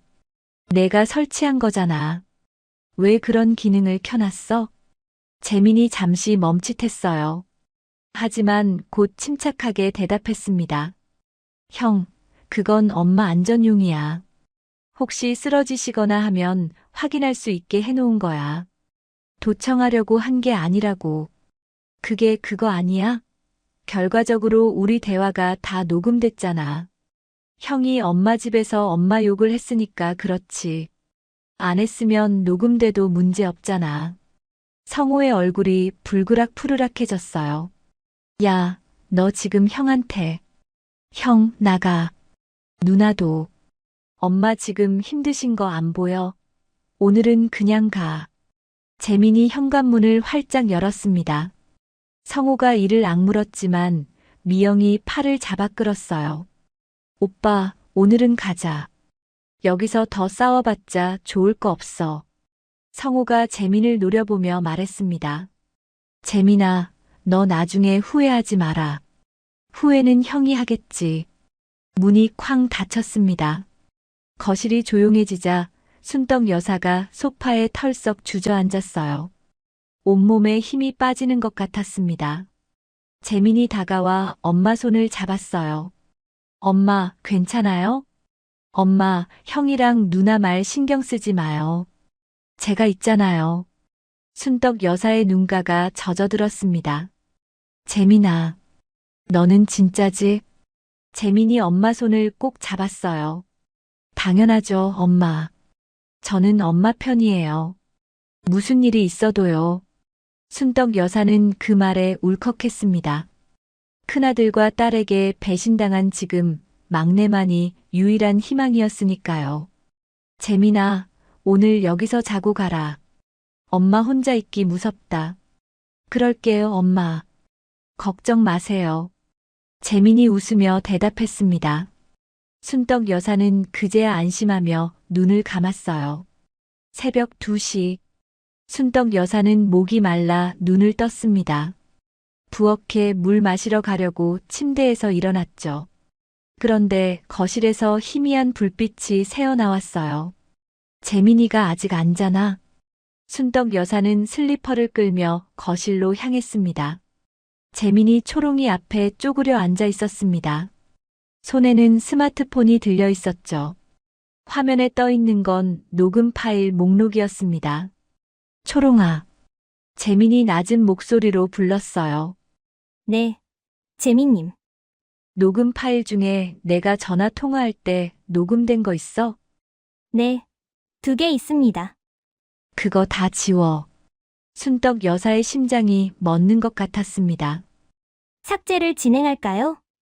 응. 형이랑 누나 녹음은 그대로 두고 내 통화 녹음만 지워. 파란 불빛이 한번 깜빡였습니다. 삭제가 완료되었습니다. 잠시 정적이 흘렀어요. 재민이 피식 웃었습니다. 형이랑 누나는 이제 끝났어. 그리고 조용히 중얼거렸어요. 엄마는 결국 나한테 올 수밖에 없어. 순덕 여사는 움직일 수 없었습니다. 다리에 힘이 풀렸어요. 재민이 고개를 돌렸습니다. 어둠 속에서 그의 눈빛이 희미하게 빛났어요. 낮에 보던 다정한 눈빛이 아니었습니다. 차갑고 계산적인 눈빛. 순덕 여사는 숨을 죽인 채 천천히 뒷걸음질 쳤습니다. 심장이 미친 듯이 뛰었어요. 재민이도, 재민이마저. 침대로 돌아온 순덕 여사는 이불을 뒤집어 쓴 채 밤새 눈을 감지 못했습니다. 마지막 믿음마저 무너진 밤이었습니다. 여러분, 여기까지 어떠셨어요? 팔순잔치에서 시작된 이야기가 점점 무거워지고 있죠. 순금 목걸이와 명품 가방 뒤에 숨겨진 자녀들의 진짜 속내. 그리고 마지막까지 믿었던 막내 재민이마저. 순덕 여사의 마음이 얼마나 무너졌을지 듣고 계신 여러분도 가슴이 먹먹하실 것 같아요. 하지만 이야기는 여기서 끝이 아닙니다. 순덕 여사에게 아직 남은 게 있거든요. 과연 어떤 일이 벌어질까요?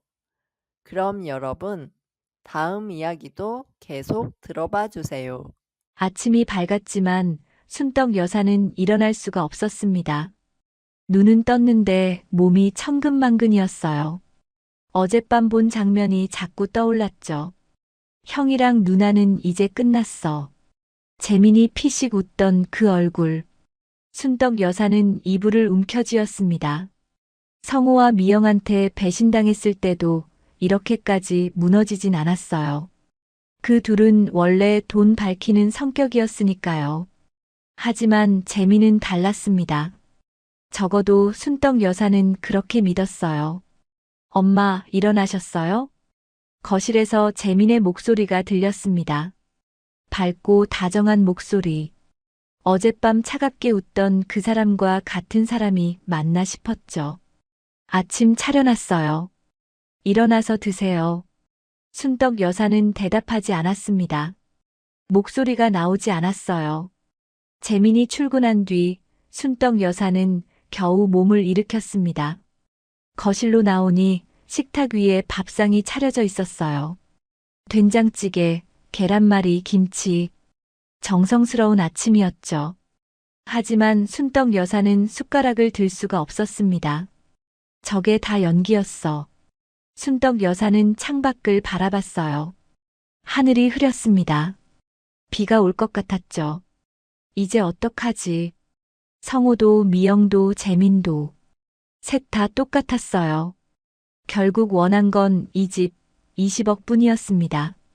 순덕 여사는 그냥 그 위에 앉아있는 걸림돌이었던 거죠.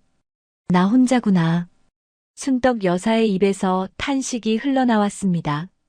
그때 문득 옷장이 눈에 들어왔어요. 남편이 쓰던 옷장.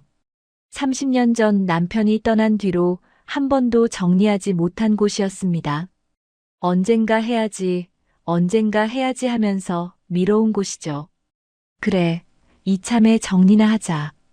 순덕 여사는 천천히 옷장 앞으로 갔습니다. 문을 열자 먼지 냄새가 코끝을 찔렀어요. 남편의 양복들이 그대로 걸려 있었습니다. 오래된 넥타이, 낡은 손목시계, 빛바랜 사진들. 순덕 여사는 하나씩 꺼내며 추억에 잠겼습니다. 신혼사진, 아이들 돌잔치 사진, 가족 여행 사진까지. 행복했던 시간이 사진 속에 그대로 남아 있었어요. 그때 양복 안주머니에서 뭔가가 만져졌습니다.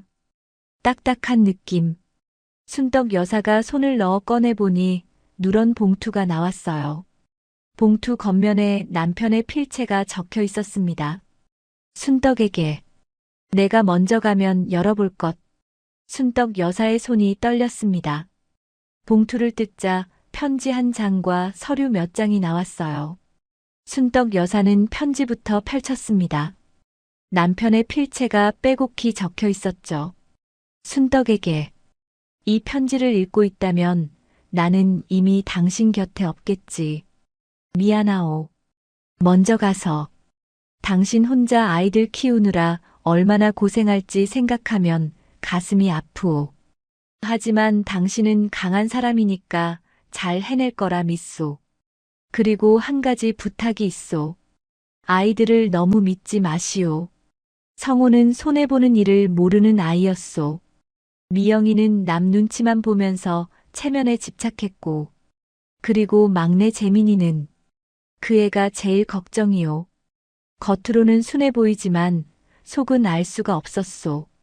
착한 척을 너무 잘해서 오히려 더 무서웠소.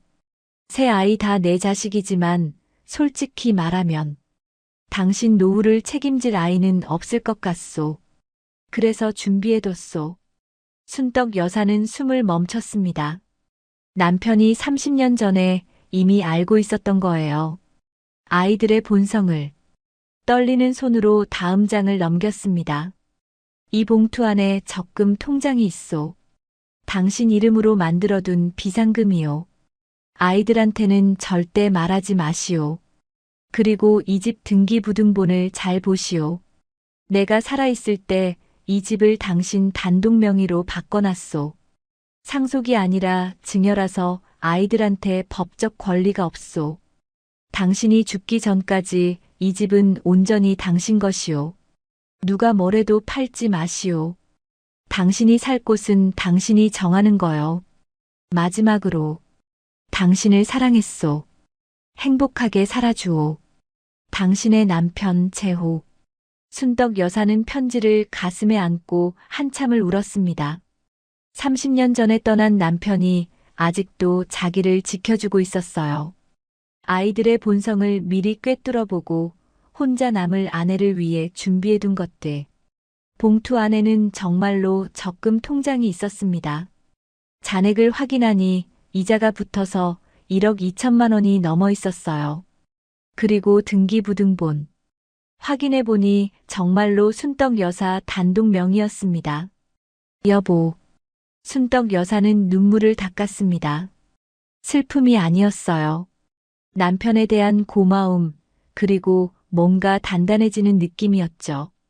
그래, 내가 왜 쫓겨나. 순덕 여사는 중얼거렸습니다. 이 집은 내 집이야. 내가 살 곳은 내가 정해. 창밖을 보니 구름 사이로 햇살이 비치고 있었어요. 순덕 여사는 봉투를 품에 안은 채 거실로 나왔습니다. 초롱이의 파란 불빛이 여전히 깜빡이고 있었죠. 초롱아, 네. 순덕님, 너한테 삭제된 녹음 복구할 수 있어? 잠시 침묵이 흘렀습니다. 클라우드 백업본이 있습니다. 복구하시겠어요? 순덕 여사의 입꼬리가 천천히 올라갔습니다. 어젯밤과는 다른 웃음이었어요. 전부 다 복구해. 복구를 시작합니다. 파란 불빛이 천천히 깜빡였습니다. 삭제된 녹음들이 하나씩 복구되고 있었어요. 복구된 녹음 파일은 23개였습니다.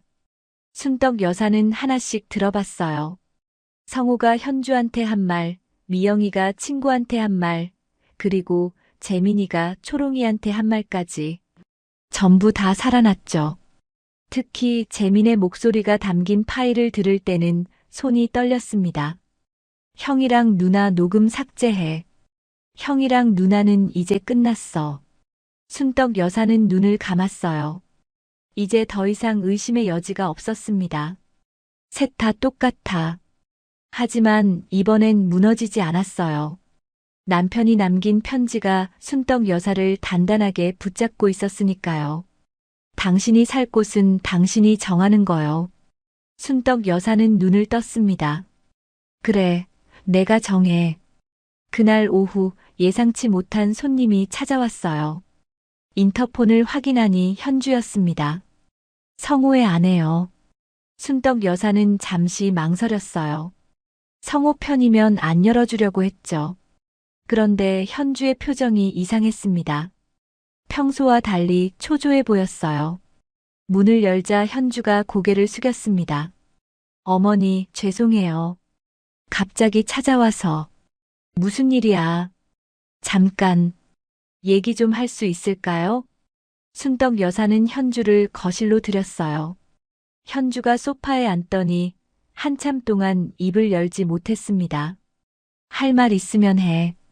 어머니, 저 이혼하려고요. 순덕 여사의 눈이 커졌어요. 뭐? 성호 씨랑 더 못 살겠어요. 현주의 눈가가 붉어졌습니다. 순덕 여사는 아무 말 없이 기다렸어요. 어머니, 저 이 집에 시집 온 지 25년이에요. 근데 그동안 제가 뭐였는지 아세요? 현주가 한숨을 내쉬었습니다. 월급은 다 뺏기고 생활비는 쥐꼬리만큼 받았어요. 제 의견은 물어보지도 않고 밖에서는 잘난 척, 집에서는 저한테 화풀이. 그것도 모자라서 바람까지 피웠어요. 제가 모를 줄 알았나 봐요. 순덕 여사의 눈이 커졌습니다. 뭐, 바람을? 25년 동안 사람 취급 못 받았어요. 근데 이번에 어머니 집 문제 보면서 진짜 못 참겠더라고요. 현주가 순덕 여사를 똑바로 바라봤어요. 명절 때마다 지쳐 보이던 현주의 얼굴, 성호 뒤에서 고개 숙이고 있던 모습. 순덕 여사는 이제야 이해가 갔습니다. 어머니, 성호 씨가 어머니 요양원 보내고 이 집 팔아서 빚 갚으려는 거 아세요? 알아. 미영 아가씨랑 짜고 어머니 몰래 진행하려고 했어요. 저한테도 비밀로 하려다가 제가 서류 봤거든요. 현주가 가방에서 서류 뭉치를 꺼냈습니다. 이거요. 요양원 입소 동의서, 부동산 매매 위임장. 어머니 도장 없이 진행할 방법 알아보고 있었어요. 순덕 여사는 서류를 받아들었어요. 손이 떨렸지만 표정은 담담했습니다. 이걸 왜 나한테 보여주는 거야? 현주의 목소리가 단단해졌어요. 어머니한테 이러는 거 보니까 제 미래가 보이더라고요. 저도 나중에 저렇게 버림받겠구나. 그래서 이혼하려고요. 근데 그냥 나가긴 싫어요. 현주의 눈빛이 날카롭게 변했습니다. 성호 씨한테 제대로 한 방 먹이고 나가고 싶어요. 어머니, 저랑 손잡으실래요? 순덕 여사는 현주를 한참 바라봤습니다. 며느리와 시어머니, 25년을 가족으로 지냈지만 솔직히 정이 깊진 않았어요. 명절 때 만나서 인사하고 가끔 전화하는 정도였죠. 그런데 지금 현주의 눈빛은 진심이었습니다. 같은 사람한테 당한 사람 특유의 분노가 느껴졌어요. 뭘 어떻게 하자는 거야? 먼저 이거 보세요. 현주가 서류를 꺼냈어요. 통장 내역이었습니다. 어머니한테 생활비 100만 원 보냈다고 하면서 실제로는 50만 원만 보냈어요. 미영 아가씨도 마찬가지예요. 그러고는 주위 사람들한테 100만 원 보낸다고 떠들고 다녔죠. 순덕 여사의 눈빛이 차가워졌습니다. 이것들이 현주가 말을 이었어요. 그리고 미영 아가씨는 병원 대출이 많대요. 요즘 환자가 줄어서 이자 내기도 빠듯하고. 그러니까 어머니 집에 더 매달리는 거죠. 순덕 여사가 고개를 끄덕였습니다. 성호 씨랑 미영 아가씨 대화 녹음한 거 있으면 좋을 텐데. 어머니 혹시 녹음하실 줄 아세요? 순덕 여사의 눈이 반짝였습니다. 있어. 네. 녹음된 거. 이미 있어. 현주가 눈을 크게 떴어요. 진짜요? 그거면 돼요. 그걸로 한 방 먹일 수 있어요. 순덕 여사는 피식 웃었습니다. 현주도 보통이 아니었어요. 재민이는? 재민 씨요? 현주가 고개를 갸웃했어요. 막내는 착하잖아요. 성호 씨도 재민 씨는 욕 안 하던데. 순덕 여사는 쓰게 웃었습니다. 착한 게 아니야. 현주가 눈을 크게 떴어요. 네. 순덕 여사가 초롱이를 가리켰습니다. 저 기계가 다 들었어. 재민이가 뭘 했는지. 순덕 여사는 현주에게 그날 밤 일을 들려줬어요. 재민이 자기 통화 녹음만 삭제한 것, 형 누나 녹음은 그대로 둔 것, 그리고 웃으며 중얼거린 것까지. 현주의 얼굴이 굳어갔습니다. 세상에. 막내가 그랬어요? 그럼 셋 다 똑같아. 순덕 여사의 목소리는 담담했어요. 이미 다 받아들인 사람의 목소리였죠. 근데 괜찮아요, 어머니. 괜찮아. 순덕 여사가 품에서 남편의 편지를 꺼냈습니다. 우리 영감이 진작에 다 알고 있었어. 30년 전에. 현주가 편지를 읽더니 눈이 휘둥그레졌어요. 아버님이 이런 걸. 그래. 이 집은 내 명의야. 아이들한테 법적 권리 없어. 순덕 여사가 편지를 다시 품에 넣었습니다. 그리고 녹음 파일도 다 복구했어. 재민이가 삭제한 것까지 전부. 현주가 감탄하듯 말했어요. 어머니, 대단하세요. 대단한 게 아니야. 살려고 발버둥 치는 거지. 순덕 여사가 창밖을 바라봤습니다. 이제 얘들한테 똑똑히 보여줄 거야. 엄마가 호락호락하지 않다는 거. 현주가 고개를 끄덕였어요. 저도 도울게요, 어머니. 끝까지. 두 사람의 눈빛이 마주쳤습니다. 시어머니와 며느리. 같은 적을 둔 두 사람이 손을 잡은 순간이었어요. 그날 밤 순덕 여사는 삼남매에게 문자를 보냈습니다. 이번 주 일요일 집으로 와라. 할 얘기가 있다. 성호에게서 바로 답장이 왔어요. 무슨 얘기요? 순덕 여사는 짧게 답했습니다. 와서 들어. 그리고 휴대폰을 내려놓았어요. 초롱이의 파란 불빛이 조용히 깜빡이고 있었습니다. 마지막 가족 모임이 다가오고 있었어요. 일요일 오후 2시. 성호가 먼저 도착했습니다. 미영이 그 뒤를 이었고 재민이 마지막으로 들어왔어요. 삼남매가 거실에 나란히 앉았습니다. 분위기가 묘했어요. 성호와 미영은 불안한 눈치였고 재민만 평소처럼 웃고 있었죠. 엄마, 무슨 얘기하시려고요? 재민이 다정하게 물었습니다. 순덕 여사는 그 얼굴을 가만히 바라봤어요. 저 웃음 뒤에 뭐가 있는지 이제 안다. 다 모였네. 순덕 여사가 천천히 입을 열었습니다. 오늘 할 얘기는 하나야. 이 집 문제. 성호의 눈이 번쩍였어요. 엄마, 드디어 결정하신 거예요? 요양원. 닥쳐. 거실이 얼어붙었습니다. 순떡 여사의 목소리는 낮았지만 날카로웠어요. 성호가 입을 다물었습니다. 너희들 얘기 다 들었어. 전부 다. 네. 뭘요? 초롱아. 순떡 여사가 부르자 파란 불빛이 깜빡였어요. 네. 순덕님. 저장된 녹음 틀어줘. 첫 번째 파일부터. 성호의 목소리가 거실에 울려 퍼졌습니다. 엄마 요양원 넣는 거 이번 달 안에 결정 봐야 해. 20억 받을 수 있을 때 팔아야지. 성호의 얼굴이 하얗게 질렸어요. 엄마, 이게. 가만 있어. 더 있어. 미영의 목소리가 이어졌습니다. 엄마는 원래 고집이 세서 말로는 안 움직여. 혼자 계시다 일하면 결국 우리만 귀찮아지잖아. 미영이 벌떡 일어났어요. 엄마, 이건 도청이에요. 네가 내 집에서 내 욕을 했어. 뭐가 불법이야? 미영이 말문이 막혔습니다. 순떡 여사가 재민을 바라봤어요. 재민은 아직 웃고 있었죠. 하지만 눈빛이 흔들리고 있었습니다. 재민아, 너도 들어볼래? 네. 저요? 저는 엄마 편인데. 초롱아, 다음 파일. 파란 불빛이 깜빡였어요. 그리고 재민의 목소리가 흘러나왔습니다. 초롱아, 녹음 파일 중에 내가 전화 통화할 때 녹음된 거 있어? 그거 다 지워. 형이랑 누나 녹음은 그대로 두고. 잠시 침묵. 그리고 재민의 웃음소리. 형이랑 누나는 이제 끝났어.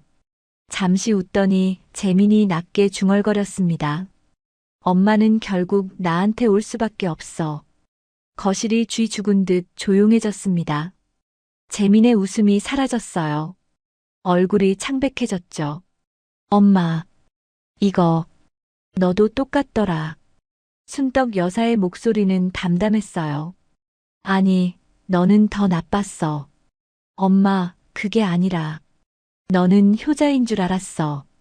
근데 넌 제일 무서운 놈이더라. 재민이 입을 다물었습니다. 순떡 여사가 품에서 서류를 꺼냈어요. 근데 말이야. 너희가 뭘 해도 소용없어. 이 집, 내 단독 명의야. 성호가 눈을 크게 떴습니다. 네, 그게 무슨. 너희 아버지가 살아있을 때 증여로 넘겨놨어. 상속이 아니야. 그러니까 너희한테 법적 권리가 없어. 순떡 여사가 등기부등본을 테이블 위에 펼쳤어요. 확인해봐. 내 이름만 있지. 미영이 서류를 낚아챘습니다. 눈이 휘둥그레졌어요. 이게 진짜. 그리고 이것도 있어. 순떡 여사가 통장 내역을 꺼냈습니다. 너희가 나한테 생활비 100만 원 보냈다고 떠들고 다녔다며? 현주한테 다 들었어. 성호의 얼굴이 불그락 푸르락해졌어요. 미영이 다리를 후들거리며 주저앉았어요. 엄마, 제발. 너도 마찬가지야. 둘 다 돈 문제로 쪼들리면서 내 집만 바라봤지. 순떡 여사가 삼남매를 둘러봤습니다. 이제 너희 뜻대로 되는 일은 하나도 없을 거야. 순떡 여사가 재민을 바라봤습니다.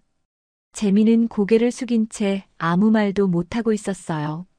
재민아, 너는 제일 실망이야. 재민이 고개를 들었습니다. 눈가가 붉어져 있었어요. 엄마, 저는 정말. 처음에는 진심이었어요. 처음에는 형이랑 누나가 너무 심하길래 제가 엄마 지켜드리려고. 그래서 녹음 삭제하고 증거 없앤 거야? 너 혼자 다 차지하려고. 재민이 입을 다물었습니다. 순떡 여사가 한숨을 내쉬었어요. 너희 아버지가 편지 남겼더라. 삼남매가 고개를 들었습니다. 30년 전에 이미 다 알고 계셨어. 너희가 어떤 사람들인지. 순떡 여사가 편지를 꺼내 읽었습니다.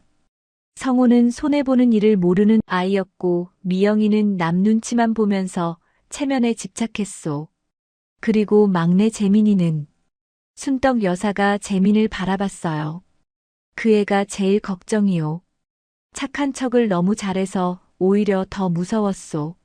재민의 얼굴이 창백해졌습니다. 그때 현관문이 열렸어요. 현주가 들어왔습니다. 성호가 벌떡 일어났어요. 현주, 너가 왜 여기? 나도 끝내러 왔어. 현주가 차갑게 말했습니다. 이혼할 거야. 위자료 청구할 테니까 알아서 준비해. 성호의 다리에 힘이 풀렸습니다. 소파에 털썩 주저앉았어요. 미영이 조심스럽게 입을 열었습니다. 엄마, 저는 그렇게까지 하자는 건 아니었어요. 병원만 살리게 이번 한 번만 도와주시면 안 돼요. 네 힘으로 살아. 내 집 팔 생각 말고. 그리고 셋 다 들어. 순떡 여사가 삼남매를 둘러봤습니다. 이 집은 안 팔아. 요양원도 안 가. 여기서 내가 죽을 때까지 살 거야. 너희한테 상속? 그것도 없어. 전부 기부할 거야. 성호가 소리쳤어요. 엄마, 그건 너무 시끄러워. 순떡 여사의 목소리가 날카롭게 끊었습니다. 내 재산은 내가 정해. 불만 있으면 법원 가든지. 근데 녹음 파일 들고 갈 거야. 삼남매는 아무 말도 못했습니다. 해가 지고 있었어요. 삼남매가 하나씩 고개를 숙인 채 나갔습니다. 현주도 성호를 따라 나갔죠. 이혼 서류 들고요. 거실이 다시 조용해졌습니다. 순떡 여사는 창가에 섰어요. 노을이 방 안을 붉게 물들이고 있었습니다. 초롱아, 네. 순덕님. 오늘 내가 잘한 거지? 순덕님이 말씀하신 건 모두 기록되어 있습니다. 제가 판단할 수는 없지만 순덕님 목소리가 아까보다 편안해 보여요. 순떡 여사는 피식 웃었습니다. 그래, 편해졌어. 품 안에서 남편의 편지를 꺼냈어요. 마지막 문장을 다시 읽었습니다. 당신을 사랑했소. 행복하게 살아주오. 여보, 나 잘했지? 대답은 없었지만 순떡 여사는 알 것 같았어요. 잘했다고, 이제 편하게 살라고. 초롱이의 파란 불빛이 조용히 깜빡였습니다. 처음 그 불빛을 봤을 때와는 다른 느낌이었어요. 팔순 잔치날 밤 두렵고 떨리던 그 불빛이 지금은 따뜻하게 느껴졌죠. 순떡 여사는 창밖을 바라보며 나지막이 말했어요. 이제야 진짜 내 삶이네. 오늘 이야기 어떠셨나요? 순덕 여사는 세 자녀 모두에게 배신당했지만 끝내 자기 삶을 지켜냈습니다. 내 삶은 내가 정한다는 말. 오늘 이야기의 가장 큰 울림이 아니었을까요? 끝까지 함께해 주셔서 감사합니다. 우리는 또 단짝처럼 다음 이야기에서 만날게요. 지금까지 사연 단짝이었습니다.